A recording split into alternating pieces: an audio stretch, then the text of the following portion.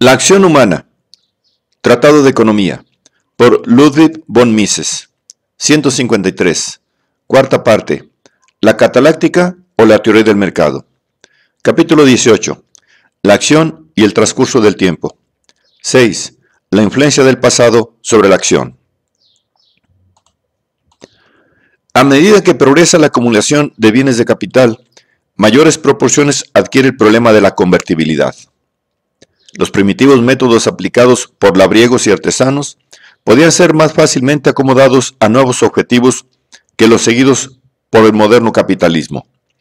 Y, sin embargo, es precisamente el capitalismo moderno el que ha de abordar las más rápidas y radicales variaciones. En la actualidad, los progresos de los conocimientos técnicos y las mutaciones de la demanda de los consumidores que a diario se producen, pronto hacen anticuados los planes de producción, suscitándose el problema de si se debe o no seguir adelante por la ruta iniciada.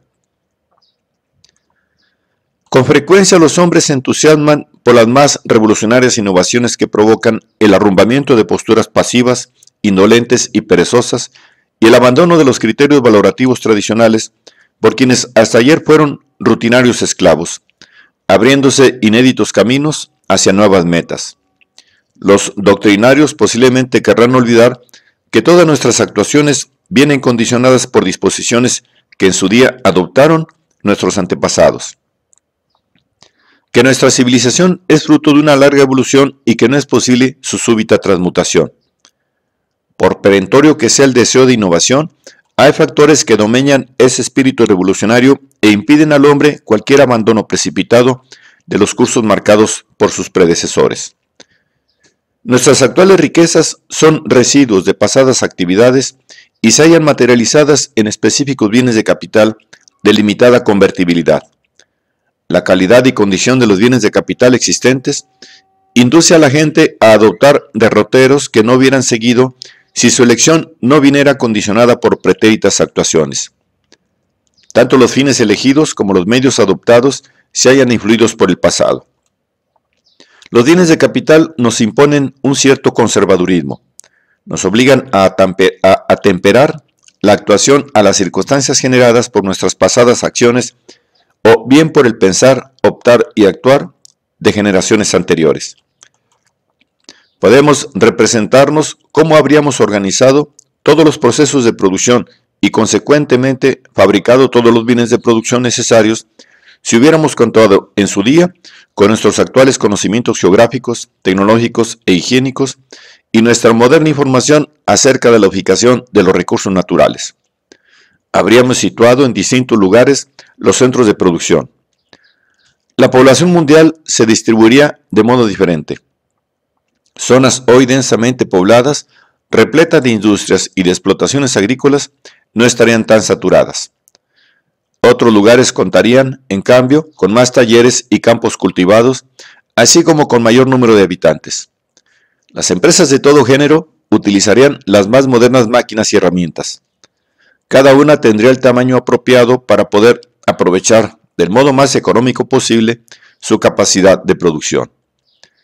En ese mundo perfectamente planeado, habría desaparecido el atraso técnico y no existiría ni capacidad productiva inutilizada, ni trasiego innecesario de personas y mercancías. La productividad del esfuerzo humano será muy superior a la de nuestra actual e imperfecta sociedad. Las publicaciones socialistas están cuajadas de este tipo de utópicas fantasías. Llámense marxistas o socialistas no marxistas, tecnócratas o simplemente planificadores. Pretenden demostrar lo torpemente que están hoy las cosas y cuán felices podrían ser los hombres si a ellos se les invistiera de poderes dictatoriales. A causa de las deficiencias del sistema capitalista de producción, dicen, la humanidad se ve hoy privada de innumerables bienes que nuestros actuales conocimientos técnicos permitirían producir. El error fundamental de este romanticismo racionalista es el desconocimiento del carácter de los bienes de capital disponibles y de su escasez. Los productos intermedios de que actualmente disponemos fueron fabricados en el pasado por nuestros antepasados y por nosotros mismos, de acuerdo con los fines a la sazón perseguidos y con arreglo a conocimientos técnicos distintos de los actuales. Cuando ahora pretendemos variar los fines y los métodos de producción, tropezamos con el siguiente dilema. O bien dejamos inaprovechada una gran parte de los factores de capital disponibles y partimos de cero para producir el moderno utillaje, o bien adaptamos en la medida de lo posible nuestros procesos de producción al carácter específico de los bienes de capital disponibles. La elección, como sucede siempre en la economía de mercado, corresponde a los consumidores. La conducta de estos, al comprar o dejar de comprar, zanja la cuestión.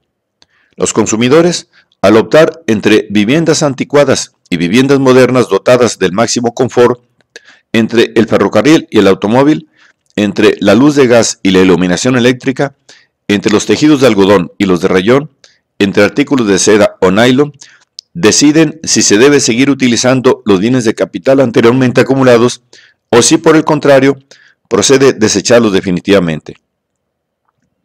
Cuando un viejo edificio, que sin embargo todavía puede durar años, no es derribado y reemplazado por otro nuevo, en atención a que sus ocupantes no quieren pagar rentas superiores, prefiriendo atender otras necesidades en vez de disfrutar de vivienda más confortable, resulta obvio el influjo que sobre el presente consumo ejerce el pasado.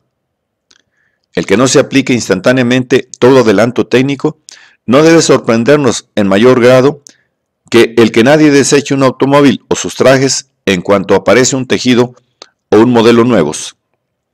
La gente actúa en todos estos asuntos condicionada por la escasez de los bienes disponibles. Supongamos que se inventa una máquina de mayor productividad que las hasta entonces empleadas. El que las industrias existentes, equipadas con maquinaria vieja, la desechen o no, depende del grado de superioridad de aquella herramienta moderna sobre el utillaje antiguo. Solo si dicha superioridad es lo suficientemente grande como para compensar el gasto exigido por la sustitución, será desechado el equipo anterior todavía utilizable. Representemos por P el precio de la nueva maquinaria y por Q la suma que vendiendo la antigua como chatarra cabe obtener. A será el primitivo coste unitario de producción y B el resultante después de sustituir un utillaje por otro, independientemente del precio de adquisición de los nuevos instrumentos.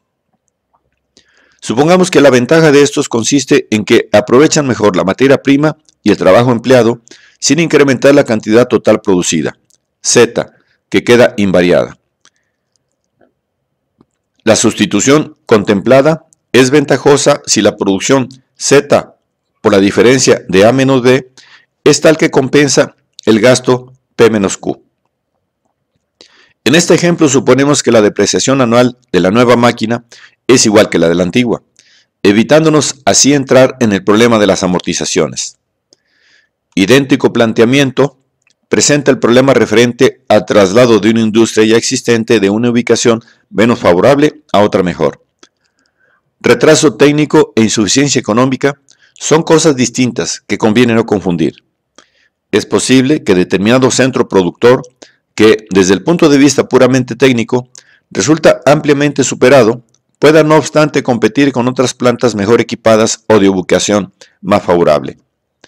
En todos estos asuntos, el problema decisivo estriba en comparar las ventajas derivadas del utillaje técnicamente más perfecto o de la mejor situación con el adicional gasto exigido por la transformación contemplada. El resultado de esa comparación depende de la convertibilidad de los bienes de capital en cuestión. Esa diferenciación entre perfección técnica y conveniencia económica, lejos de lo que ingenieros soñadores pudieran suponer, no es un problema que solo surgiría en una organización capitalista.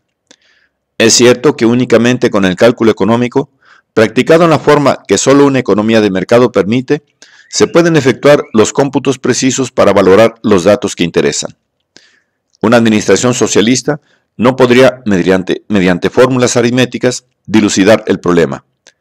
Ignoraría por completo si los proyectos ejecutados son o no el modo más apropiado de emplear los medios disponibles para satisfacer los objetivos que el propio mando económico considera más urgentes de las aún insatisfechas necesidades de la gente.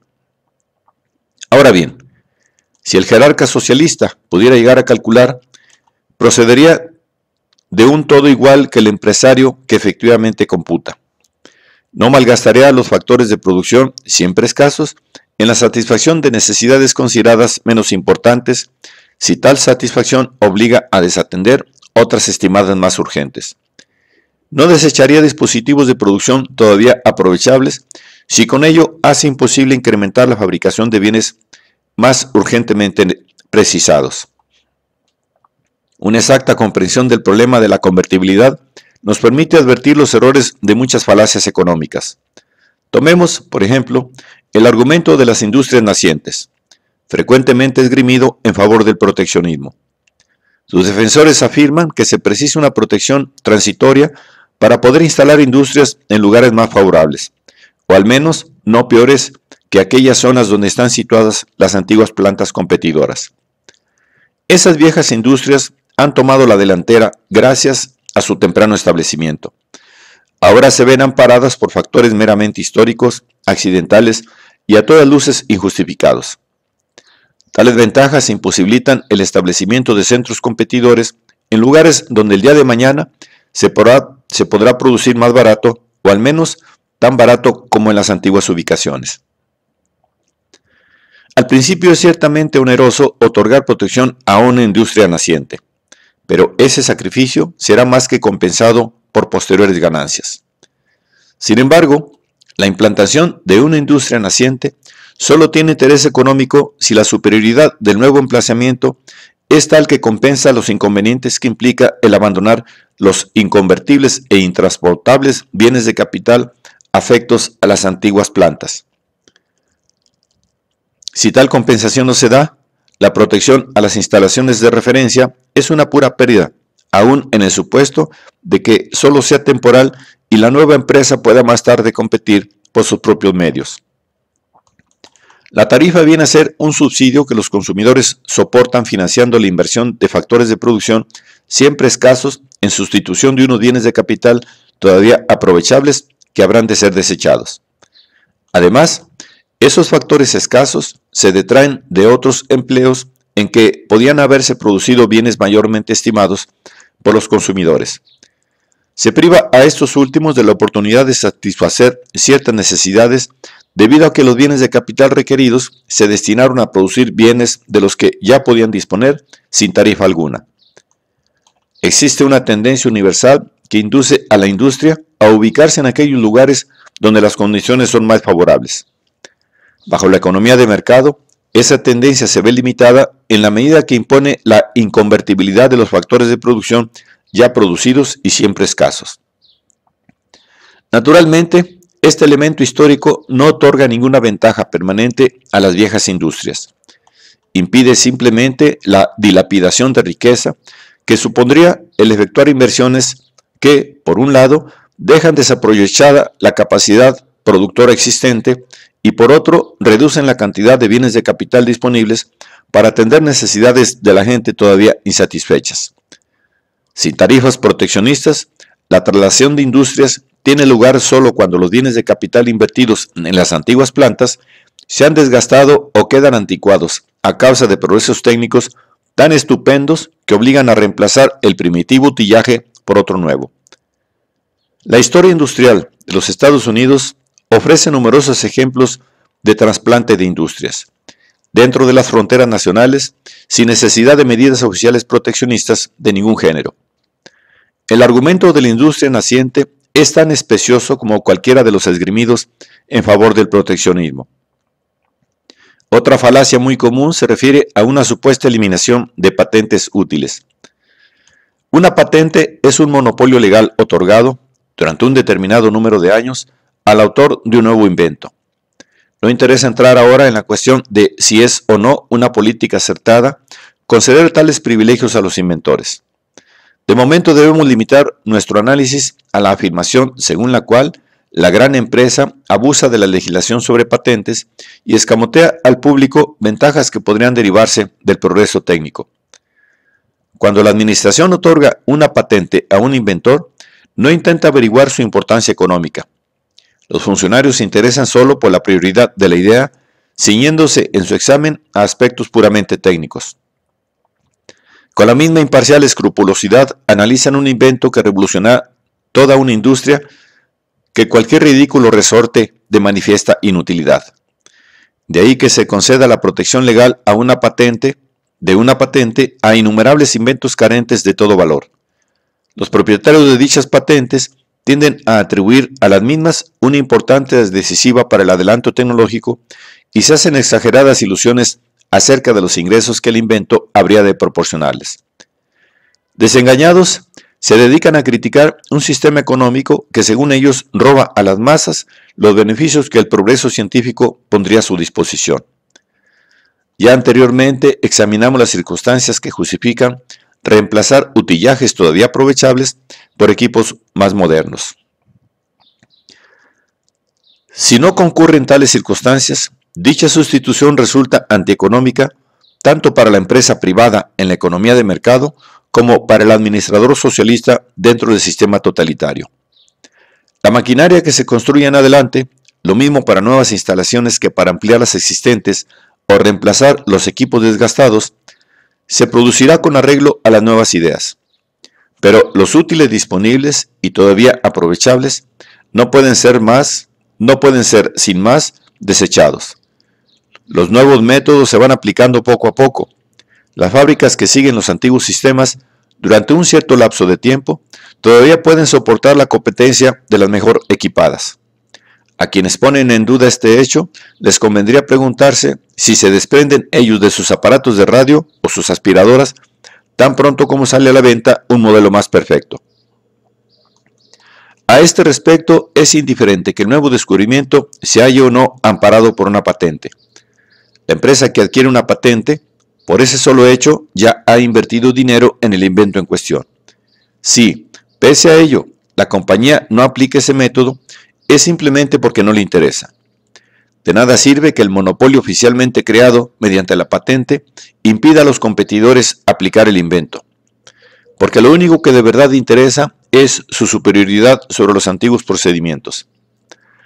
Al hablar de superioridad, queremos significar una señalada reducción del coste unitario o una mejora en la calidad del producto que induzca a los compradores a pagar mayores precios. La ausencia de esa superioridad que haga provechosa la inversión es prueba evidente de que los consumidores prefieren adquirir otros bienes antes que disfrutar los beneficios derivados del nuevo invento. Y es a los consumidores a quienes corresponde decir la última palabra. Al observador superficial frecuentemente le pasan inadvertidos estos hechos, pues le confunde la práctica de muchas grandes empresas de adquirir los derechos de toda patente relacionada con su rama industrial, independientemente de que tenga o no auténtica utilidad. Tal conducta viene dictada por diversas consideraciones. 1. A veces no es posible de momento dilucidar si el invento tiene o no interés económico. 2. La innovación carece de valor. La empresa, sin embargo, cree que podrá modificarla convenientemente haciéndola rentable. 3. Resulta antieconómico todavía aplicar la patente. No obstante, la compañía piensa servirse de ella más tarde al renovar su desgastado utillaje. 4. La entidad desea animar al inventor para que prosiga sus investigaciones, pese a que hasta el momento no haya dado resultados prácticos. 5. La sociedad quiere enervar posibles reclamaciones de inventores quisquillosos y evitar los gastos, pérdida de tiempo y desgaste nervioso que los litigios siempre implican. 6. Se pretende, de un modo no muy disimulado en verdad, pagar favores o eludir represalias comprando patentes carentes de todo valor a funcionarios, ingenieros y personas con influencias en otras empresas u organismos a los que se quiere conquistar o conservar como clientes. Si un invento está notablemente superior a los sistemas hasta entonces seguidos, que deja anticuado el utillaje existente e impone la sustitución de la antigua maquinaria por otra nueva, la transformación se practicará independientemente de que el privilegio de la patente lo disfruten los poseedores de ese utillaje anticuado o una empresa independiente. Lo contrario implica suponer que no solo el inventor y sus abogados, sino también todas las personas dedicadas a la industria en cuestión, así como las demás gentes deseosas de acceder a la misma en cuanto se les ofrezca una ocasión, son tan torpes que no se percatan de la enorme trascendencia de la innovación. El inventor vende por 4 cuartos a la antigua y consolidada firma la patente precisamente porque nadie se interesa por su obra. Y resulta que hasta esa sociedad adquiriente es demasiado obtusa para darse cuenta de los enormes beneficios que podría derivar de la aplicación del invento. Es cierto que ningún adelanto técnico puede aplicarse si la gente no se percata de su utilidad. Bajo un régimen socialista, la ignorancia, la tosudez de los funcionarios encargados del departamento competente bastaría para impedir la aplicación de sistemas de producción más económicos. Lo mismo sucede con los inventos aparecidos en sectores muy dependientes del poder público. Los ejemplos más destacados, en este sentido, nos lo brinda la historia al testimoniar la incapacidad de eminentes estrategas para comprender la importancia bélica de muchos descubrimientos científicos. El gran Napoleón no se dio cuenta del auxilio que a su plan de invasión de Gran Bretaña podría haberle proporcionado la navegación a vapor. Ni Foch ni el Estado Mayor alemán advirtieron, en los años que precedieron a la Primera Guerra Mundial, el gran papel reservado a la aviación militar, y son notorios los sinsabores que sufrió el general Wilhelm Mitchell, el gran precursor de la Fuerza Aérea. Las cosas presentan un cariz totalmente contrario dentro de la órbita de la economía de mercado, en aquella medida en que la misma se ve perturbada por la típica estrechez de miras burocráticas. El mercado propende más a exagerar que a minimizar la virtualidad de las innovaciones. La historia del capitalismo moderno está cuajada de fallidos intentos de implantar inventos que luego se comprobó carecían de base. Caro han pagado muchos promotores su alegre optimismo. Más fundamento tendría el echar en cara al capitalismo su tendencia a sobrevalorar los inventos vanos que el acusarle de nulificar útiles innovaciones, lo cual resulta totalmente inexacto. Es un hecho indubitable que se han perdido grandes sumas en la adquisición de patentes sin utilidad y en malogradas tentativas por aplicarlas. Carece de sentido hablar de una supuesta prevención de la gran empresa moderna contra los adelantos técnicos. Son notorias las enormes sumas que las compañías importantes gastan en la investigación de procedimientos y mecanismos nuevos. Quienes afirman que la empresa libre propende a anular los adelantos técnicos no deben suponer que han probado su afirmación simplemente destacando el gran número de patentes nunca aplicadas o, en todo caso, utilizadas solo después de mucho tiempo. Es indudable que numerosas patentes, tal vez la mayoría, carecen de todo interés práctico. Quienes pregonan esa supuesta supresión de útiles inventos no citan ni un solo caso de innovación que, desaprovechada en los países en que goza de patente, haya sido, en cambio, explotada por los soviets que no respetan patente alguna. La limitada convertibilidad de los bienes de capital desempeña un papel importante en la geografía humana. La actual distribución de centros industriales y residenciales sobre la superficie de la Tierra viene determinada hasta cierto punto por factores históricos. El hecho de que se eligiera una determinada localización en un lejano pasado sigue teniendo actualidad. Es cierto que prevalece una tendencia universal a trasladarse hacia aquellas zonas que ofrecen las condiciones productivas más favorables. Pero esa tendencia queda coartada no solo por factores institucionales, como las barreras migratorias. El elemento histórico desempeña también un papel importante. Existen bienes de capital de limitada convertibilidad invertidos en zonas cuya situación, desde el punto de vista de nuestros actuales conocimientos, ofrece oportunidades menos favorables. Su propia inmovilidad refrena la tendencia a situar las industrias, las explotaciones agrícolas y las vivencias humanas allí donde aconseja los últimos descubrimientos de la geografía, la geología, la biología de plantas y animales, la climatología y otras ramas más de la ciencia. Frente a las ventajas del traslado a lugares de condiciones más propicias, es preciso ponderar el inconveniente de desaprovechar bienes de capital todavía utilizables, pero de limitada convertibilidad y transportabilidad. Vemos, pues, cómo influye de todas nuestras decisiones referentes a la producción y al consumo el grado de convertibilidad de los bienes de capital disponibles. Cuanto menor es la convertibilidad, tanto más hay que retrasar la aplicación de los adelantos técnicos. Pero sería absurdo calificar de ilógica o retrógrada esa dilación. Contrastar las ventajas y los inconvenientes previsibles al planear la acción es precisamente prueba de racionalidad. No es el hombre de negocios que sobriamente calcula, sino el tecnócrata soñador quien debe ser acusado de no querer ver la realidad. Lo que en verdad retrasa el progreso técnico no es la imperfecta convertibilidad de los bienes de capital, sino su escasez. No somos suficientemente ricos para permitirnos el lujo de renunciar a los servicios que bienes de capital todavía aprovechables pueden proporcionarnos. La disponibilidad de una cierta cantidad de bienes de capital no coarta el progreso. Al contrario, tales existencias son un presupuesto insoslayable de todo adelanto y mejora. La herencia que el pasado nos dejó, materializada en los bienes de capital hoy disponibles, constituye nuestra fortuna y el medio más eficaz de que disponemos para incrementar nuestro bienestar. Es cierto que estaríamos mejor si nuestros antepasados y también nosotros mismos hubiéramos previsto más acertadamente las condiciones bajo las cuales hoy tenemos que actuar. Reconocer este hecho explica muchos fenómenos de nuestro tiempo. Pero ello no nos autoriza a despreciar el pasado ni manifiesta ninguna imperfección inherente a la economía de mercado.